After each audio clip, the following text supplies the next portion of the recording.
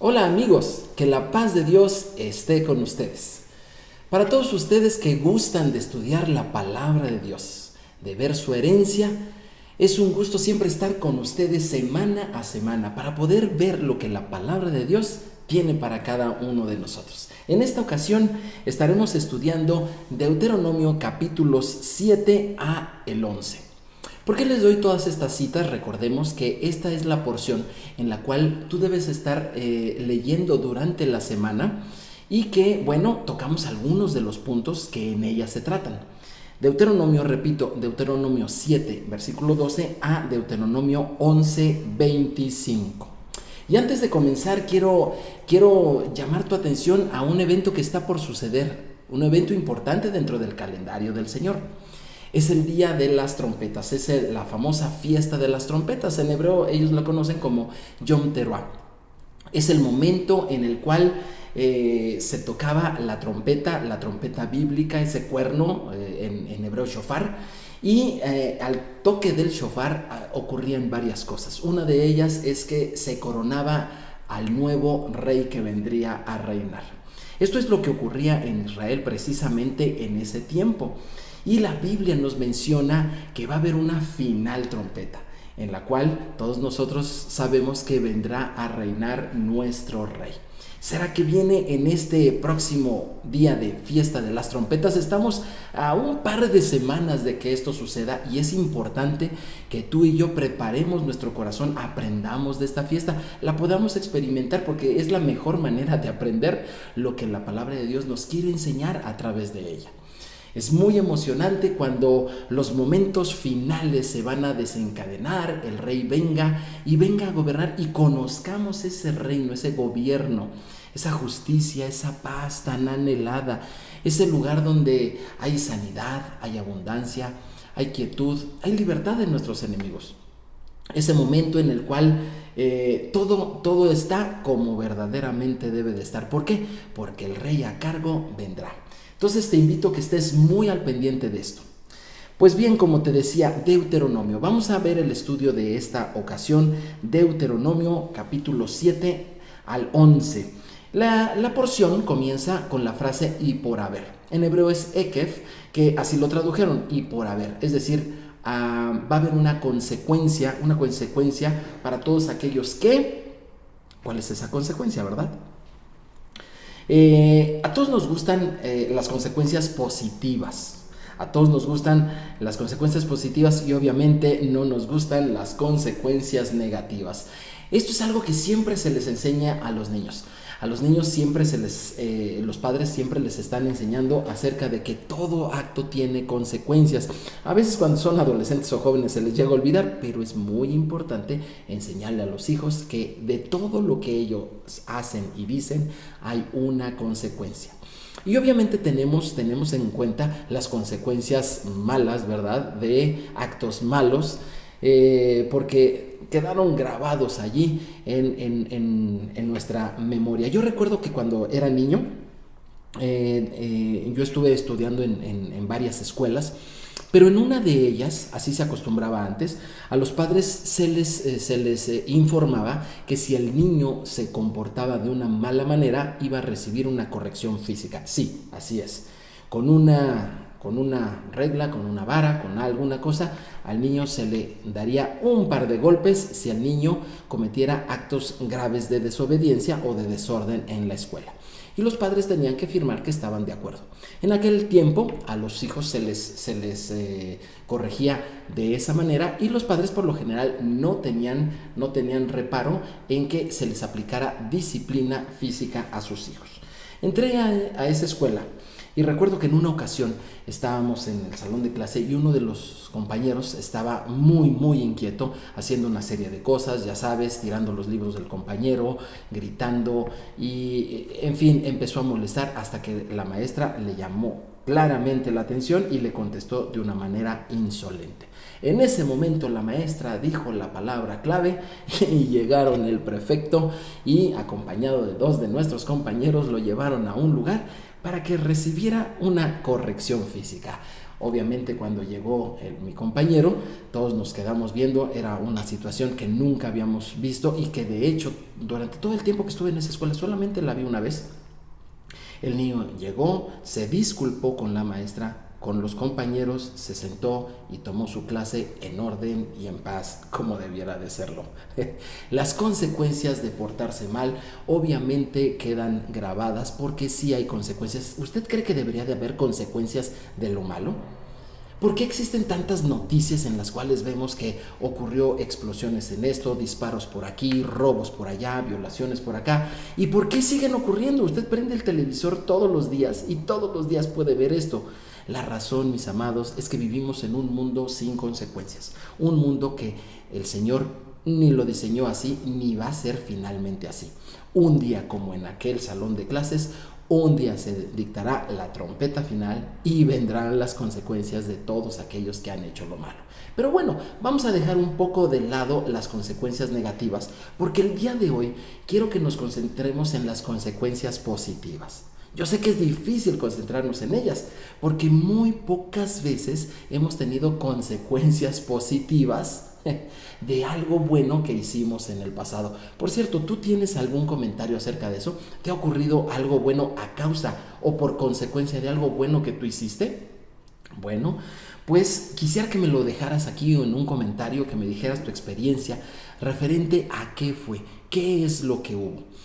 El Señor quiere sorprenderte con consecuencias positivas y por eso es que te da el estudio de la palabra en esta ocasión.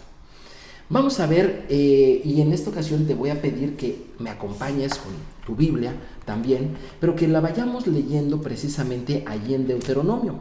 Mientras llegas a ella, quiero decirte, vamos a ver Deuteronomio 7. Mientras llegas a esa cita, quiero recordarte que los libros de la Torá, ¿sí? Génesis, Éxodo, Levítico, Números, y ahora que estamos estudiando el quinto y último libro, Deuteronomio, cada uno de ellos tiene una clave en especial, una palabra que habla de la clave que desenvuelve el sentido y el significado de todo el libro. Yo he encontrado que en el libro de Deuteronomio la palabra clave es repetir. Repetir. En muchas ocasiones la palabra de Dios menciona en Deuteronomio la palabra repetir. Y bueno, esto nos ayuda mucho a entender lo que vamos a ver el día de hoy. Deuteronomio capítulo 7, versículos 6 al 9. Toda ella es hermosa, pero en esta ocasión la palabra de Dios dice así: porque tú eres pueblo santo para el Señor tu Dios. El Señor tu Dios te ha escogido para hacerle un pueblo especial más que todos los pueblos que están sobre la tierra, o sea, por encima de todos ellos. Versículo 7. No por ser ustedes más que todos los pueblos les ha querido el Señor o los ha escogido, pues ustedes eran más insignificantes que todos los pueblos. Versículo 8. Sino por cuanto el Señor te amó y quiso guardar el juramento que juró a tus padres. Les ha sacado el Señor con mano poderosa y les ha rescatado de la servidumbre de la mano del faraón, rey de Egipto. Versículo 9. Conoce pues que el Señor tu Dios es Dios, Dios fiel, que guarda el pacto y la misericordia a los que le aman y guardan sus mandamientos hasta 1000 generaciones. Qué hermoso pasaje. Te voy a invitar a que este pasaje lo vuelvas a leer en tu casa.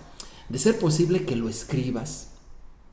Después de que lo hayas escrito, repito la cita, Deuteronomio 6, versículos 6 al 9. Después de que lo escribas, escribe aparte de ello qué mensaje te está dando Dios en lo personal a ti. Y después de eso, ora agradeciéndole al Señor por lo que te ha dado y ora también ofreciendo tu obediencia a lo que el Señor te está mandando.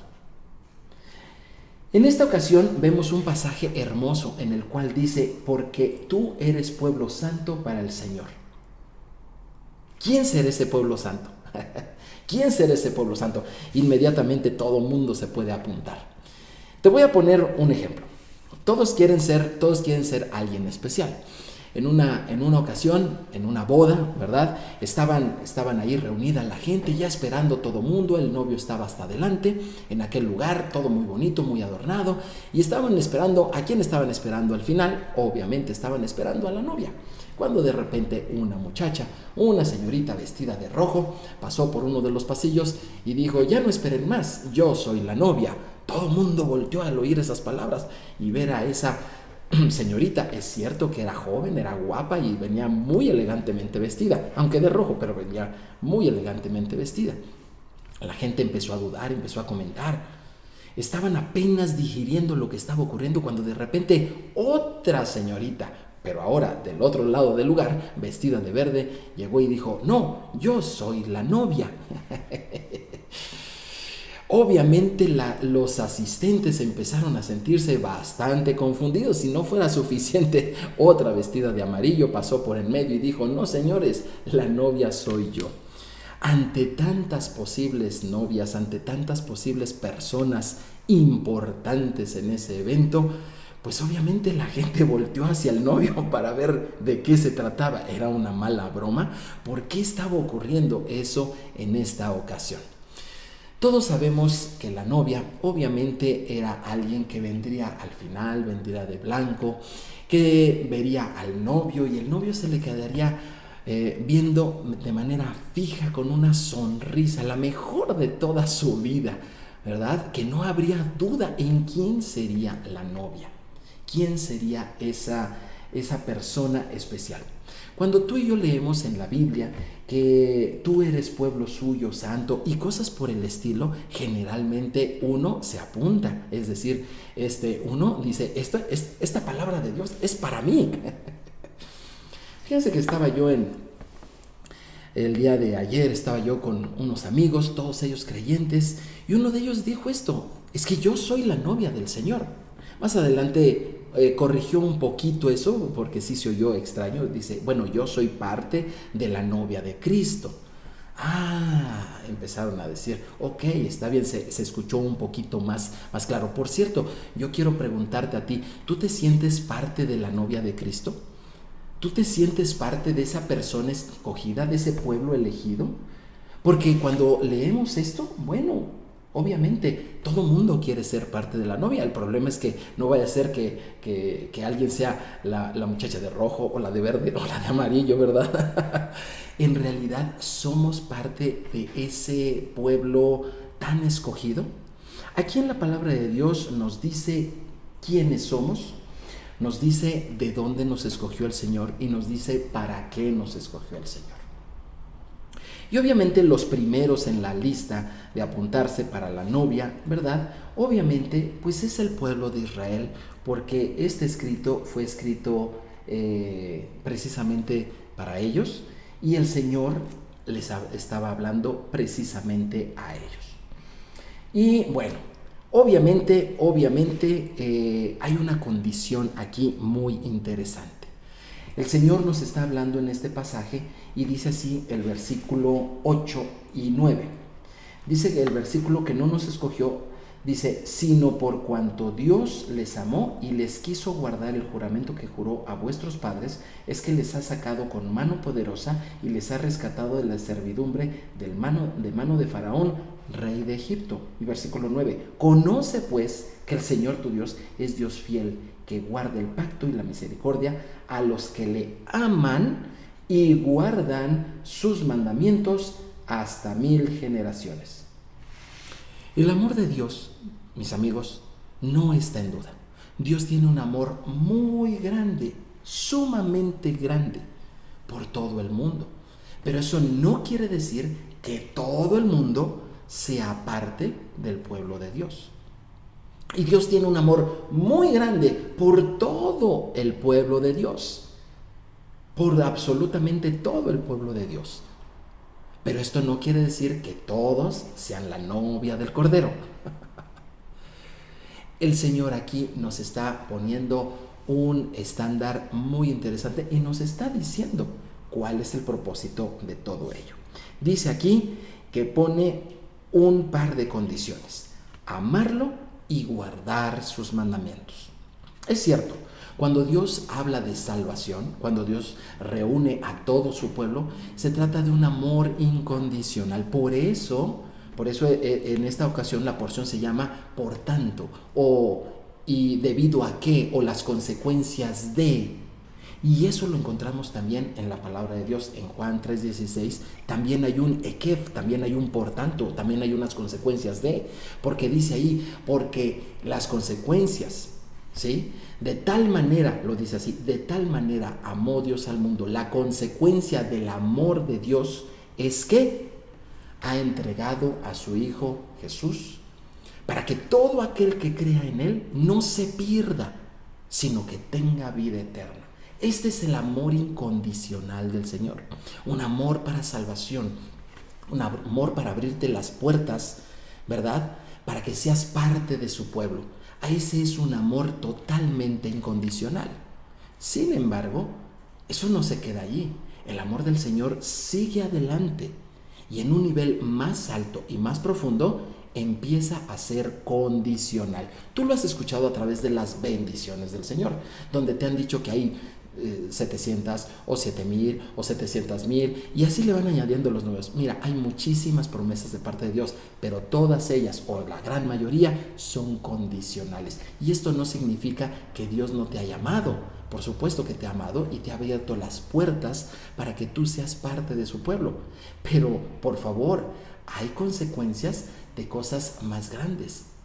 Y el Señor también tiene un amor condicional ante ellas. Y por eso te dice, tratándose de otro tipo de cosas, obviamente hay condiciones. Amarle a Él y guardar sus mandamientos. Quiero ponerte el caso de los participantes en las Olimpiadas. Sí, por ejemplo, las que pasaron hace poco y obviamente son muy parecidas a todas ellas. Los deportistas entrenan fuerte y clasifican en sus diferentes países para llegar a participar en esos anhelados Juegos Olímpicos para ellos. El simple hecho de que sean seleccionados de su país y vayan y representen a su país ya es un triunfo enorme del cual sus familiares y amigos pueden sentirse muy orgullosos por el resto de nuestras vidas. ¿Has conocido tú a un deportista olímpico? Yo sí he conocido a algunos y verdaderamente es un gusto poderles conocer, estrecharles la mano, verdaderamente estar con gente que se ha esforzado tanto, que ha representado a nuestro país en ese tipo de justas internacionales.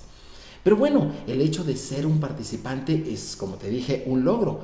Pero los participantes no van y simplemente van, hacen sus rutinas, desarrollan sus habilidades allí, hacen una serie de pruebas y simplemente compiten y nada más. No, además de eso, a los más destacados se les da, ¿qué se les da?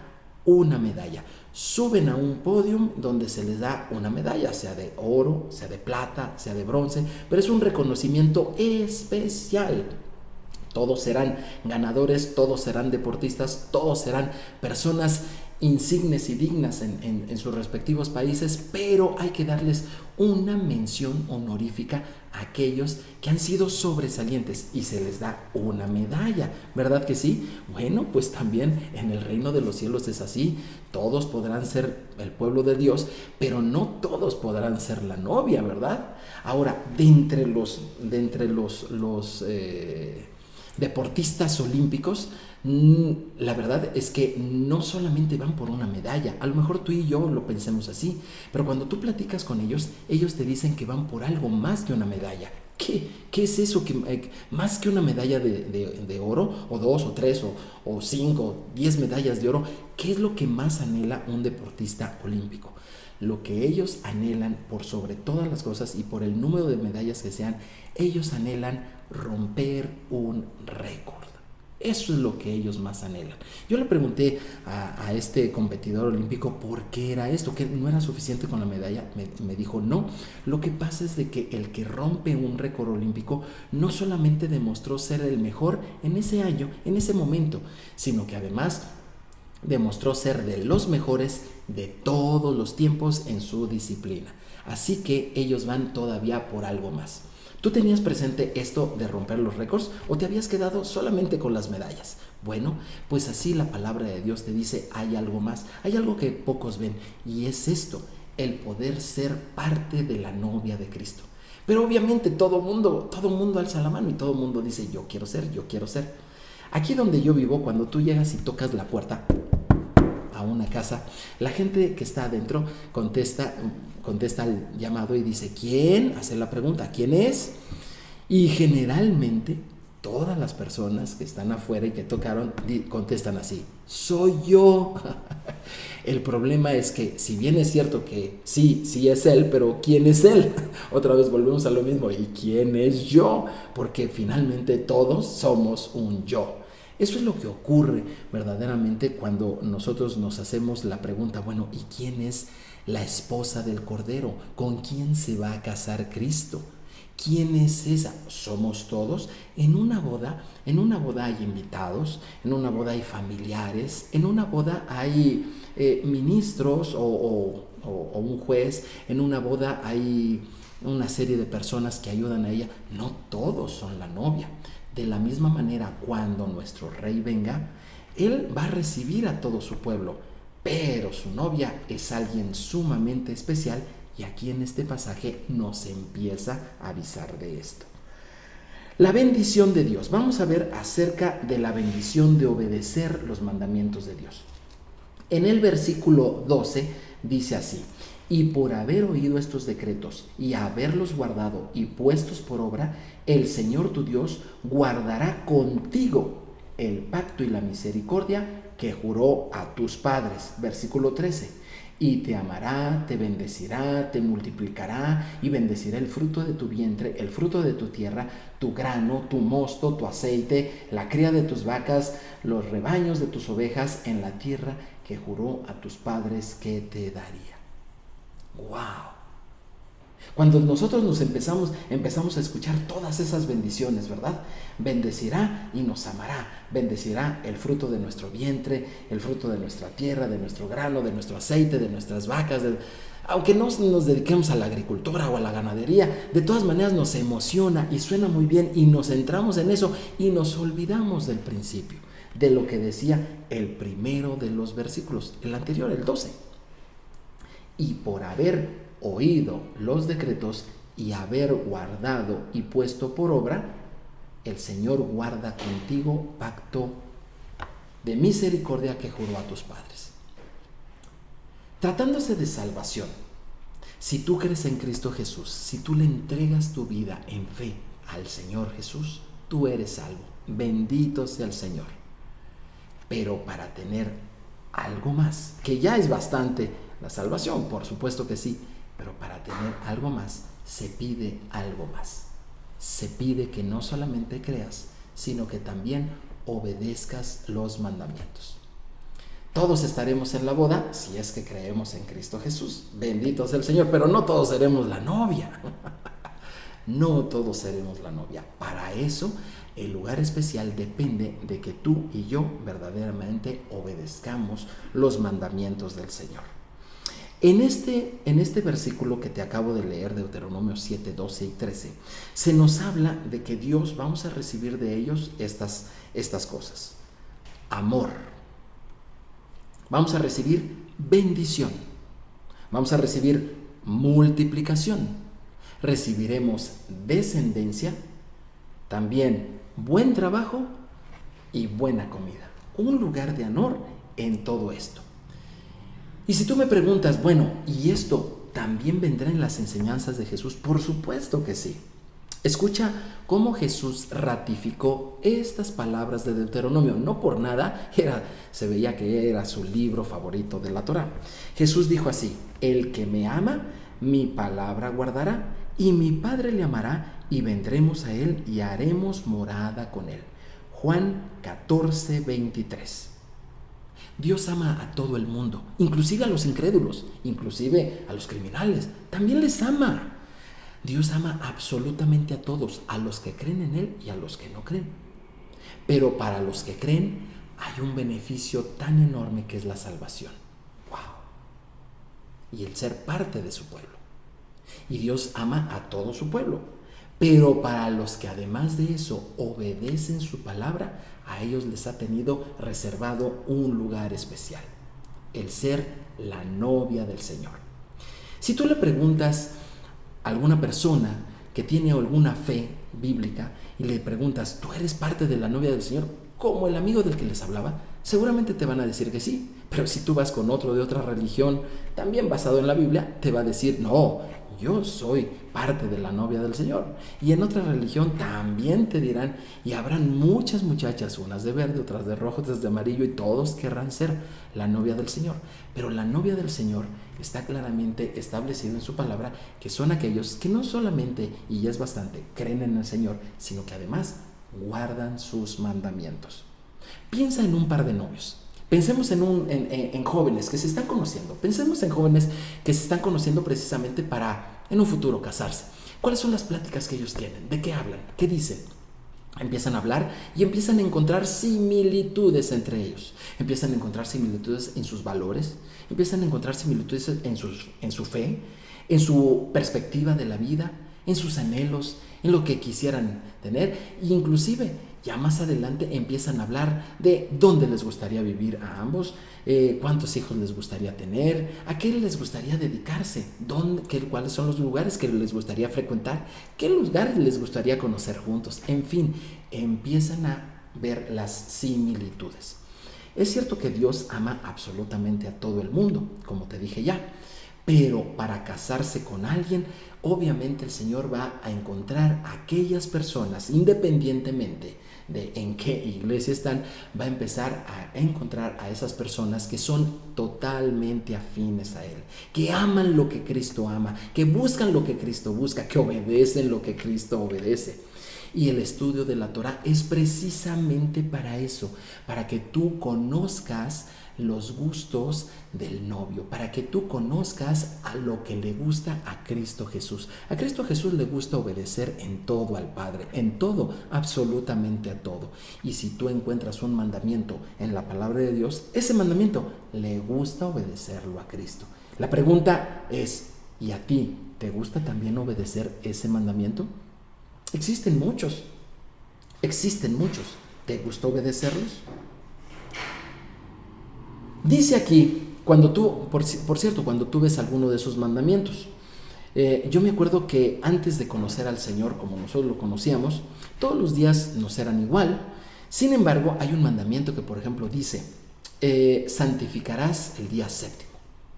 Ese día tenía que ser especial. Y obviamente implementar eso en nuestra vida, obviamente no fue del todo sencillo.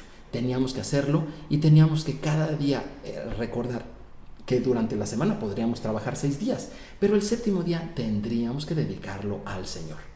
Hoy hay gente que ama al Señor y sin embargo un mandamiento tan sencillo como esto le llega a costar trabajo. Pero hay otros mandamientos.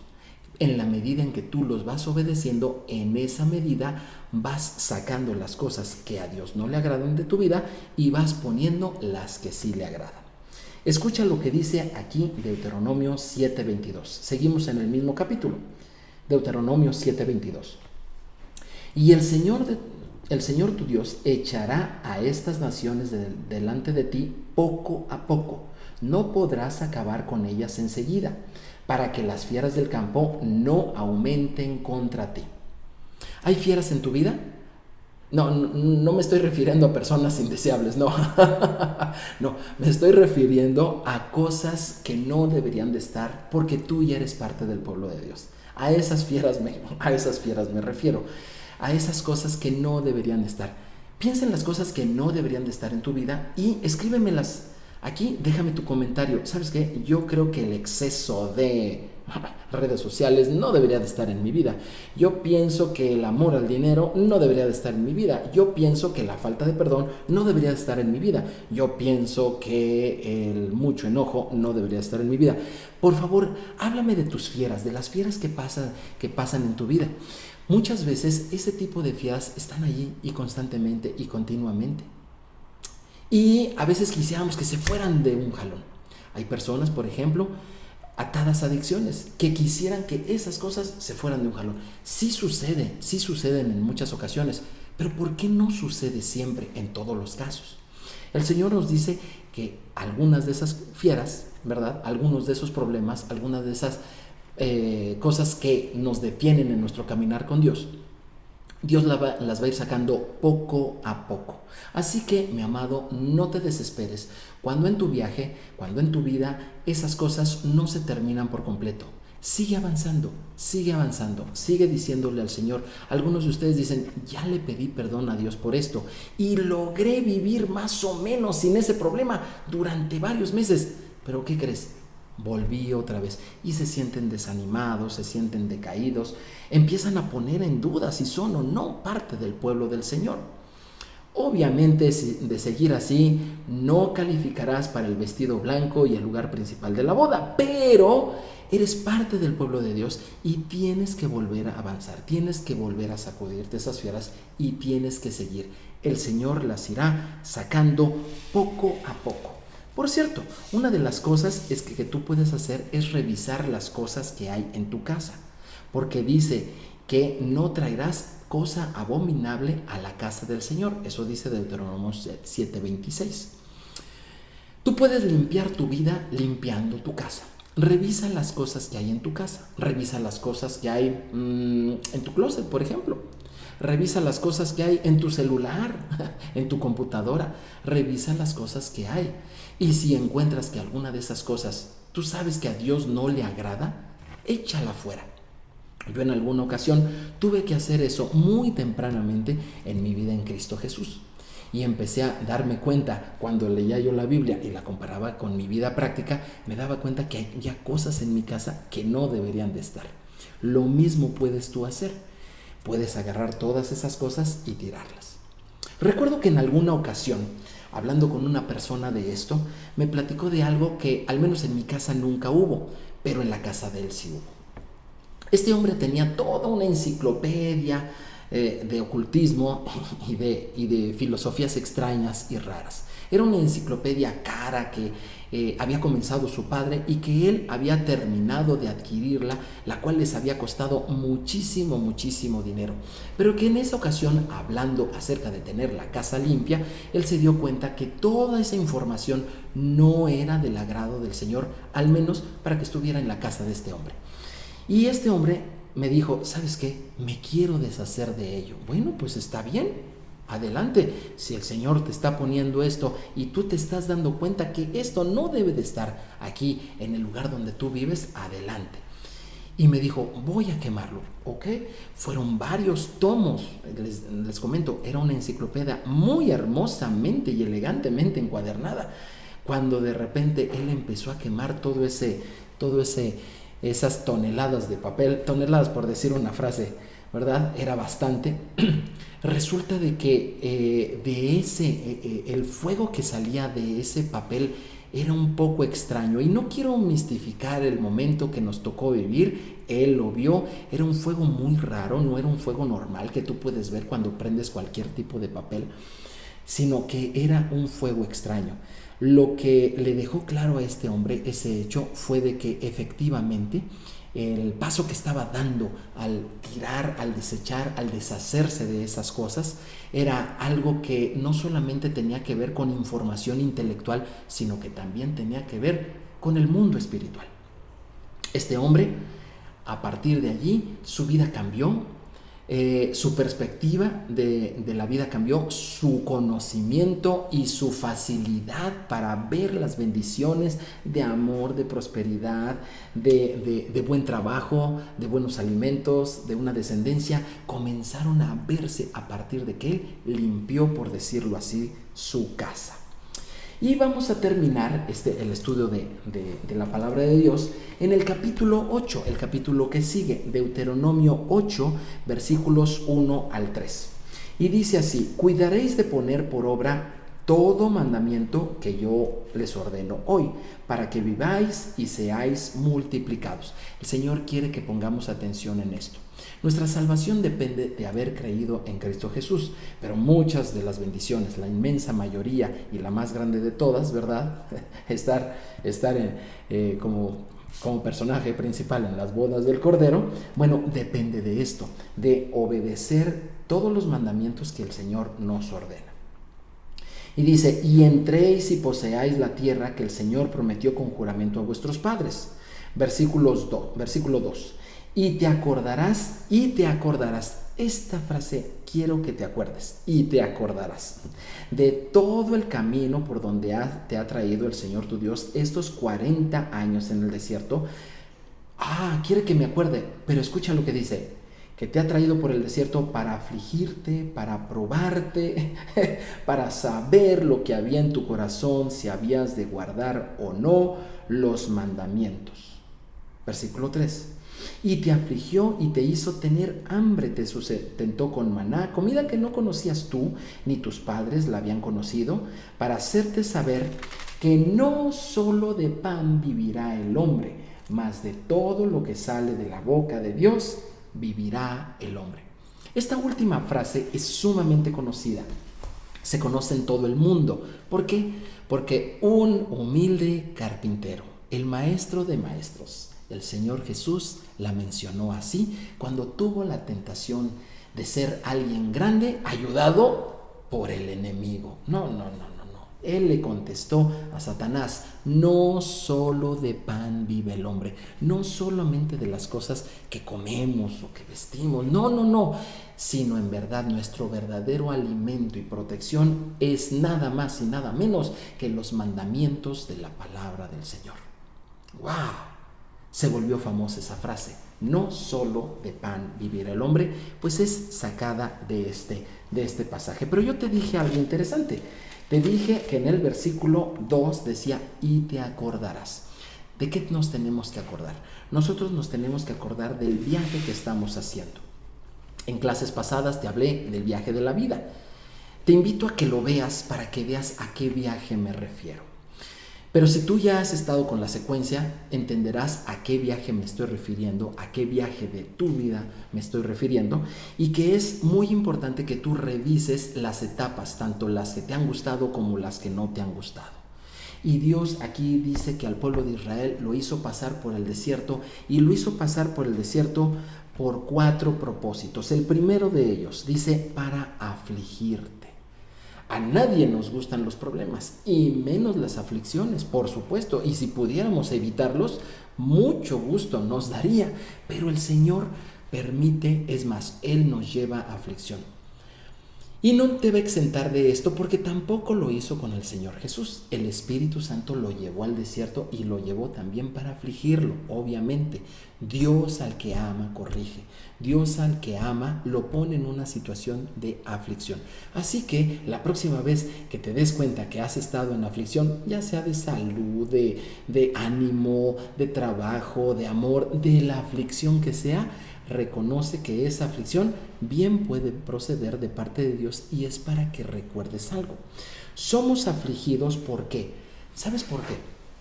Por una sencilla razón. El ser humano tiende a recordar solamente los momentos en que es galardonado, solamente los momentos en que es reconocido, solamente los momentos aquellos en los que tu nombre, tu gloria, tu esplendor, tus habilidades, tu capacidad, tu belleza, tu riqueza, tus atributos han sido reconocidos. ¿Y sabes qué? Eso nos lleva a la altivez. Inclusive por el conocimiento de la palabra de Dios. Hay mucha gente que se cree mucho porque siente que sabe mucho de la palabra de Dios. El Señor te dice, te voy a llevar por un lugar para afligirte. ¿Por qué? Porque los altivos no son de mi agrado, dice el Señor en su palabra. A mí me gustan los humildes. Segundo propósito por el cual el Señor nos lleva al desierto y tenemos que recordar. Segundo, para probarnos. Las pruebas, mis amados, son simplemente para ser miembros de su pueblo calificados. La calificación no se obtiene a menos que haya una prueba. Nada de que una extensión, no. Debe de haber pruebas, lo que has aprendido debe de ser puesto a prueba y debes de salir adelante. Dios está contigo y te va a ayudar para los momentos de la prueba. A nadie nos gustan los exámenes, pero son absolutamente necesarios para el pueblo de Dios. Y tenemos que ser examinados.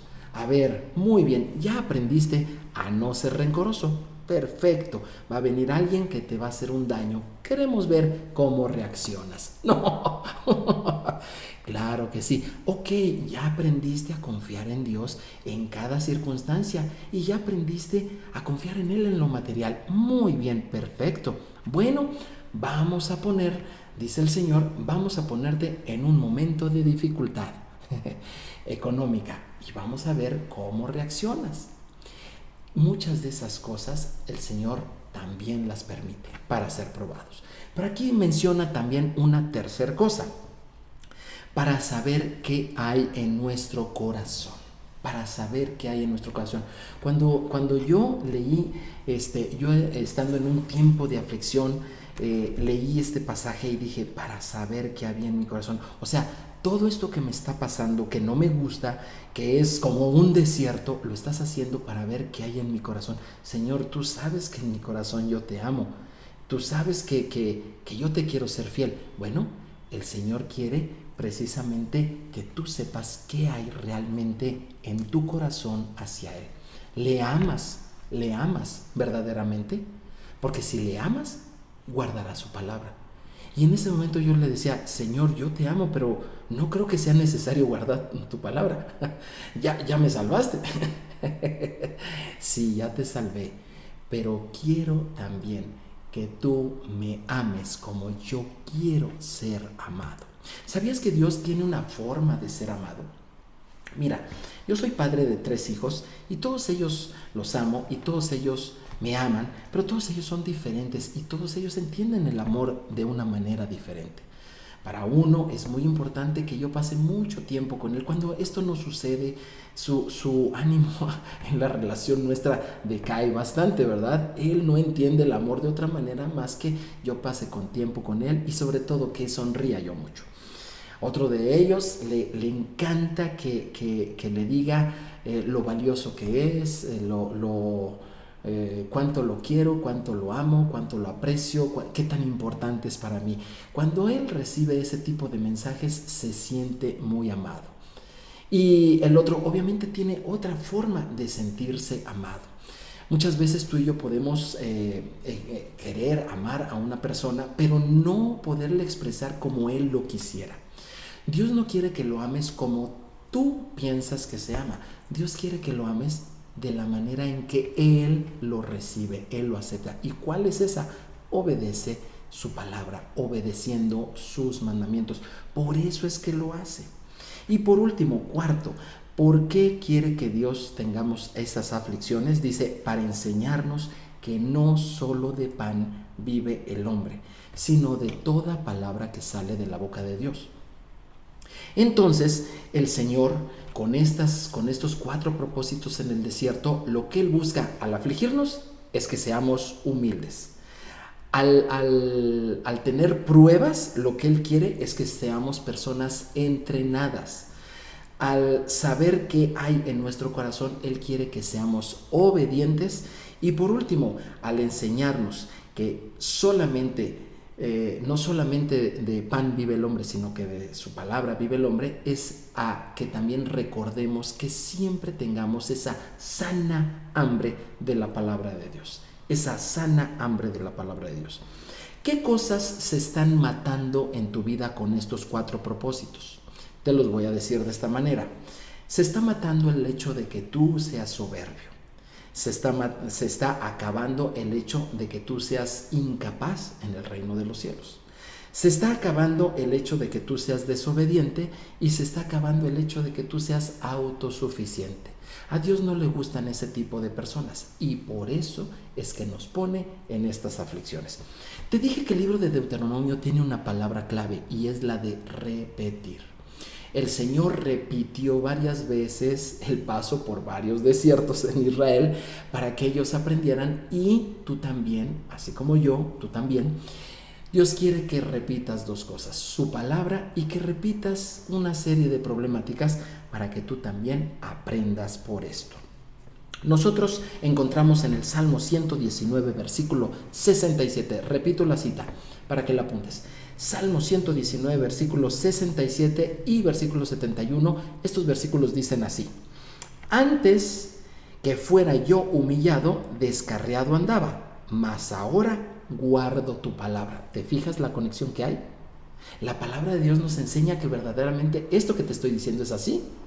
Somos humillados de parte de Dios precisamente para que se nos quite lo soberbio y guardemos su palabra. ¿Alguna vez tú has sido humillado? No te voy a pedir que me lo pongas así, porque verdaderamente recordarlo pues es feo, pero yo me acuerdo en algún momento en la escuela, por alguna circunstancia, el profesor nos expuso y evidenció nuestro error, y qué feo es sentirse humillado delante de la gente.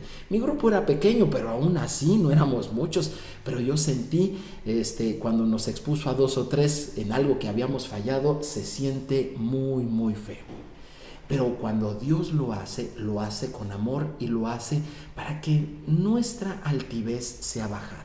Aquí dice así: antes que fuera yo humillado, descarriado andaba. Así que la disciplina, ¿te acuerdas de esa corrección física de aquel niño que te conté al principio? Aquella disciplina hace que el descarriado vuelva en orden y que guarde su palabra. Versículo 71 del Salmo 119. Bueno me es haber sido humillado para que aprenda tus estatutos. Mis amados, los mandamientos del Señor no se aprenden de una manera sencilla. Muchos de ellos, no todos, pero muchos de ellos se aprenden hasta que uno se enfrenta a sus errores, hasta que uno se da cuenta de sus fallas, de sus fracasos. Inclusive muchos de esos fracasos son evidentes delante de otros, y qué pena da. Bueno, no te preocupes, aquí el Salmo dice, te lo repito, bueno me es haber sido humillado. Qué bueno que me pasó en alguna ocasión esto. ¿Por qué? Porque así aprendo los estatutos del Señor. La gloria no viene sin el sufrimiento, y esto es algo que tú debes de reconocer, inclusive en la persona de Jesucristo. La gloria no viene sin sufrimiento, y Él tuvo que padecer y aprender para ser perfeccionado, como lo dice Hebreos capítulo 5 versículos 8 y 9, que dice que aunque era hijo, por lo que padeció, aprendió la obediencia, y habiendo sido perfeccionado, vino a ser autor de eterna salvación para todos los que le obedecen. Una vez que tú has recibido tus bendiciones, tus posesiones, el Señor no quiere que te olvides de quién eras antes de ellas, porque si te llegas a olvidar de eso, ahora que tú tengas las bendiciones de su amor, de su prosperidad, de su felicidad, su salud, su abundancia, una familia hermosa, gran abundancia en lo económico o en el bienestar o en la salud, y te llegues a olvidar, el Señor no quiere que hagas eso. Yo quisiera que tú me comentaras alguna de las bendiciones que tú quieres y no quisieras por ningún motivo que se perdieran, y que estás dispuesto a recordar los mandamientos del Señor. Escríbeme tus comentarios, escríbeme qué quisieras que pudiéramos hablar también en esta clase, y que tú y yo pudiéramos seguir aprendiendo de la palabra del Señor. Mi nombre es José Moreno. Que el Señor les bendiga. Suscríbete para no perderte ninguna de las enseñanzas secuenciales que tenemos semana a semana. Comparte este video y nos vemos en la siguiente. Que el Señor te bendiga. Shalom, shalom.